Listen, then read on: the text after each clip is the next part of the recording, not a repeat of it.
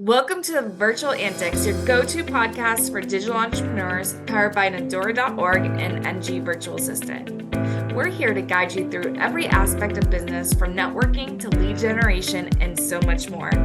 Get ready to thrive in the virtual world with expert insights and our all-in-one solution, Nadora, where creating a digital business becomes a breeze. Let's dive in and revolutionize your business journey together.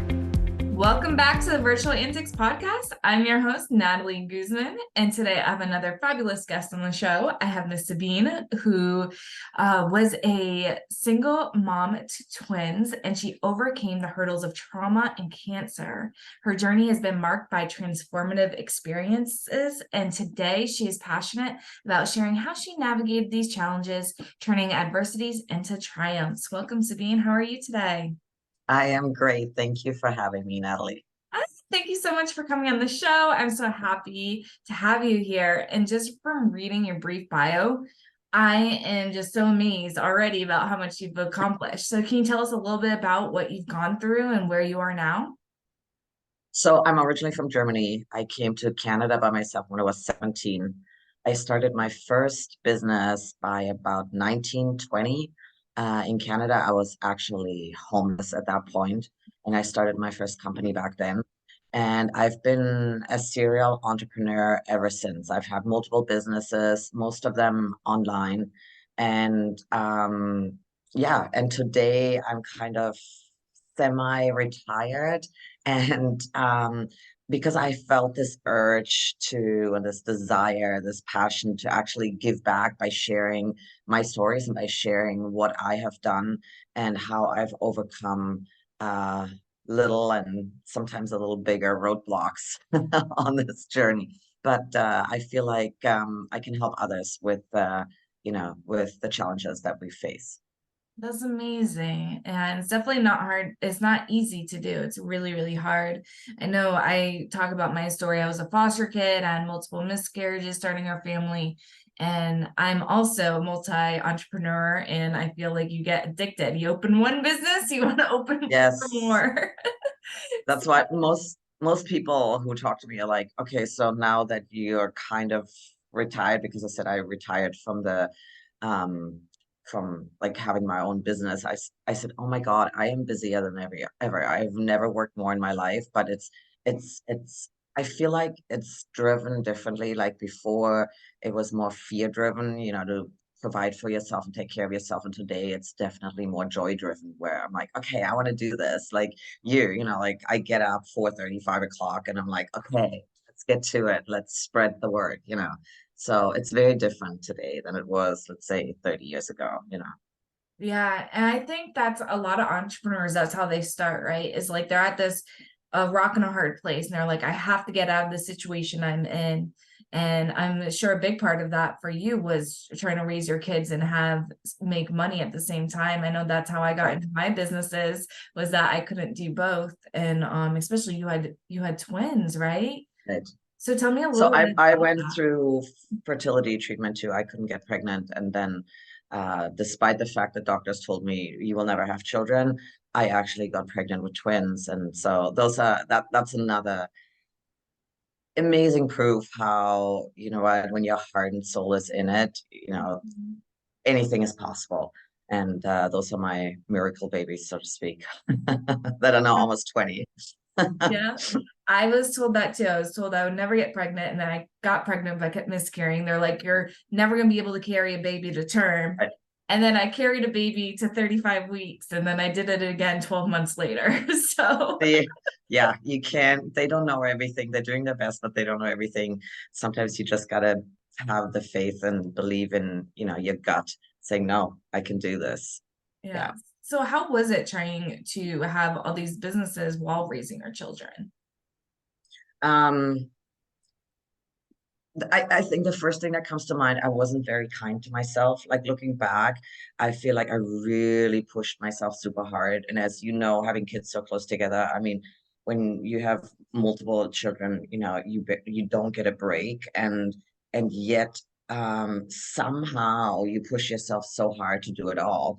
And looking back, I'm like, wow, That was hard.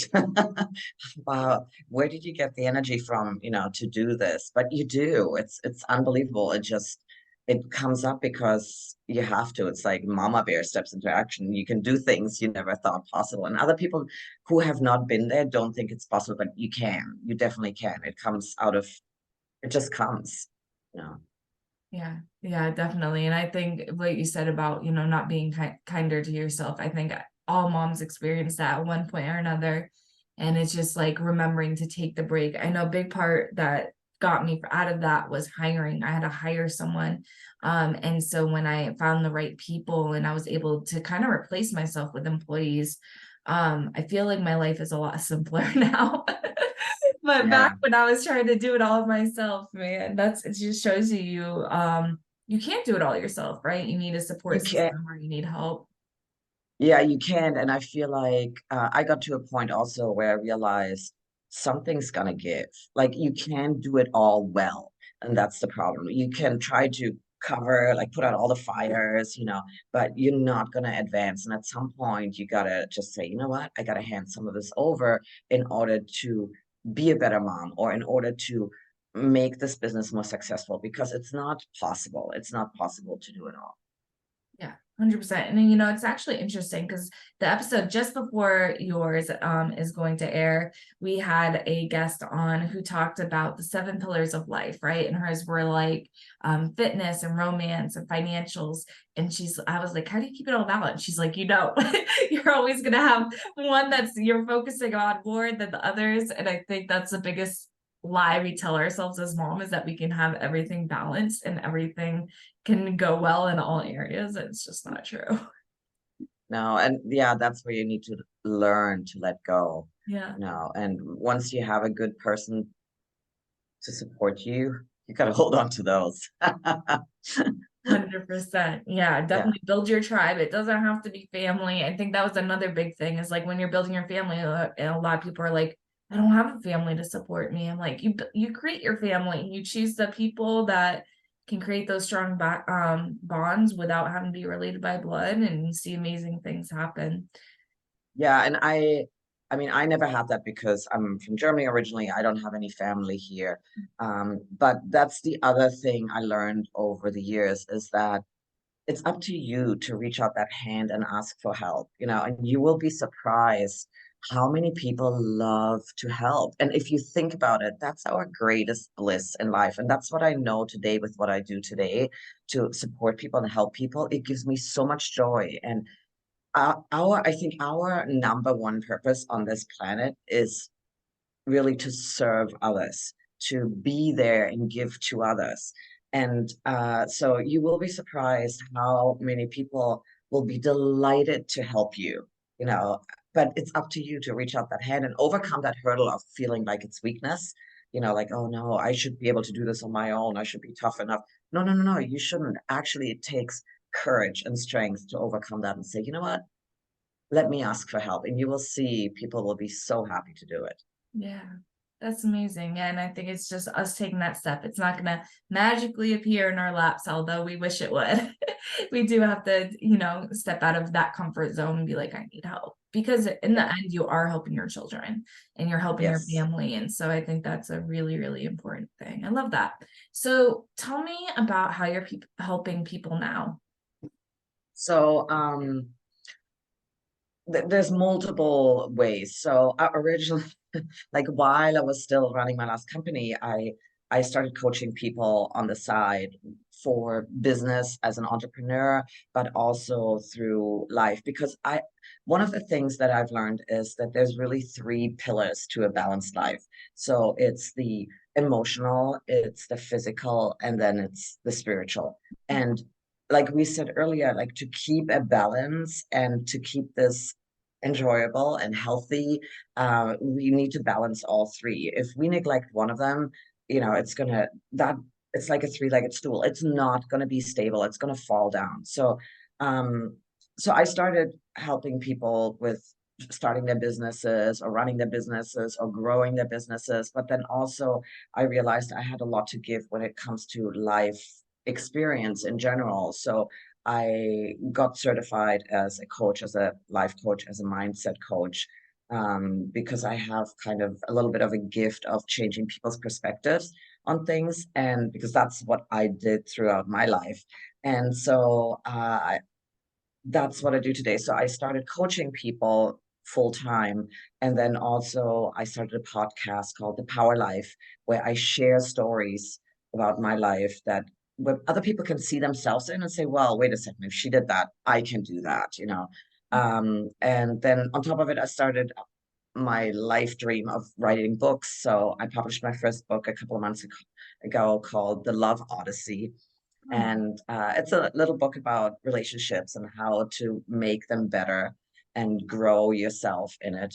And yeah, so that's really the three main parts is the coaching, the Power Life podcast, and writing the books. And I'm currently writing on my second book, which is called From Achieving to Becoming, how we get off that hamster wheel and really become. And when we become, it's from the heart and from the soul, and it's very fulfilling and joyful and meaningful versus, you know, achieving materialistic goals and then setting the bar higher and higher and higher and really never arriving, which is what I experienced. And it was such a frustrating, exhausting journey to be on.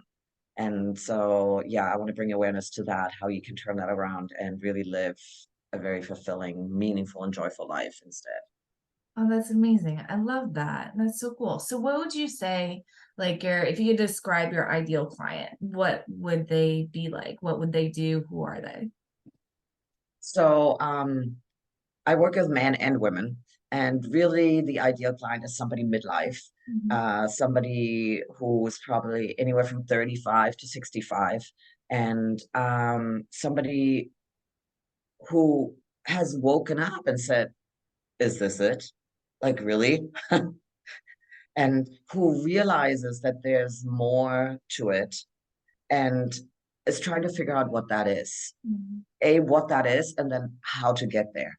And those are the people I work with, somebody who's really hungry to feel joy and feel fulfillment in their life.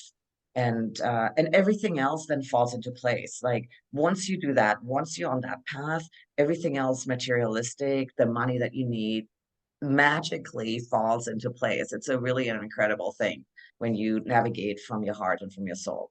Yeah. And I feel like it's so much more fulfilling, right? When you have like something you're actually passionate about. I know a lot of times we're in our 20s and our 30s and we kind of just follow the path that lands in our lap because we're just trying to navigate and figure out, where we are, where we want to go. And then we realize that's not our passion. That just was a convenient path that was laid out for us, right? So I Right. feel. Mhm. And I think it's something that, and I write in my book about that, it's something we're born, and we are born when you look at your children, you know, like they excited to get up in the morning and they have all these things that they want to do. And there's this curiosity and there's this joy. And then they have a little tantrum in between and like they snap back out of it and they're back to having fun, you know. And that's something we forget because we get programmed by, and I'm saying this and I don't mean it judgmentally at all. Like people do the very best, but we get programmed by parents, by educators, by society, what it is, like how we should be thinking, how what we need to achieve in order to be successful. And our definition of success is something that's put upon us. And then we realize at some point, wait a second. Okay, and that was is what happened for me. Like I woke up one day and I was like, okay, let me check my vision board. And I checked all the boxes. I was like, you got this, and this. You achieved it all. And I got really depressed. I was like, and now what? Like I'm just gonna set the bar higher and then I get there and then what? And it's because we forget, we don't know anymore what our North Star is, what it is that really gives us that childlike, this joy, this excitement to get up in the morning. Like now that I do this, I I don't need to set an alarm. By 4:30, I wake up and I'm like, all right, let's go, let's get started. And that's what we want to get back. But unfortunately, it takes some work because we've been programmed to think differently and to, you know, define success in a way that's just, it was given to us. It was told how we should define ourselves and the success. It's not, in most cases, it's not how we really deep down in our core or how we feel. Mhm. Yeah, and do you ever find like that a lot of time, like what some people will follow their passions maybe in their 20s and 30s, and then their passions change and they realize that they're not passionate about that anymore? Yeah, because we evolve, right? I mean, and we change and we progress and our priorities change. And um and that's why this kind of work is an ongoing work. Just because, like we figured out in our 20s and 30s, like, yeah, let's power, let's hustle, let's build this business. But like I realized, I checked in with myself and I was like, okay, this is good, but I achieved that. And now what? Let's start peeling back those layers again and see what's inside and who we have become and who we want to become. And it really only takes one thing. It takes clarity to figure out, okay, what's inside, what's in my core. And once we become clear on that, we can reset our GPS, we can reset our North Star and say, okay, now I know what I'm going for again. Yeah, that's amazing. That's really cool. And so, where can we find more about your services and what you do in your book as well? Okay, so the book is on Amazon called The Love Odyssey. It's actually within like I think 2 weeks became a bestseller on Amazon, which I was really blown away because it was my first book. And I just again look at that. Like I had never written a book. English isn't even my first language. And I was told by my podcast producer, you need to write a book. And so I sat down and it just started bubbling up. And everything that I had kept in my head or in notebooks all over just poured onto the screen. And I'm like, 3 weeks later, I was like, here's my book. And he's like, what? I said, oh my God, I have so much I want to give. Let me just pour it out. And so, yeah, so again, you think you don't know, you think you don't know like how to do something. Don't worry about it. Put your heart and soul into it and look what happens. So anyways, that's the book on Amazon called The Love Odyssey. And then I'm on Instagram. It's Sabine, Sabine _power _life. And there's all my links on there too. And then the podcast is on all the major platforms and it's called The Power Life. And there's a website called thepowerlifecoach.com. Awesome. I'll make sure I put all that in the show notes as well. But thank you so much for coming on the show. It's been a blast having you. Thank you so much, Natalie. Thank you for having me. I appreciate you. Anytime. Well, we'll talk to you guys next time on the Virtual Antics Podcast.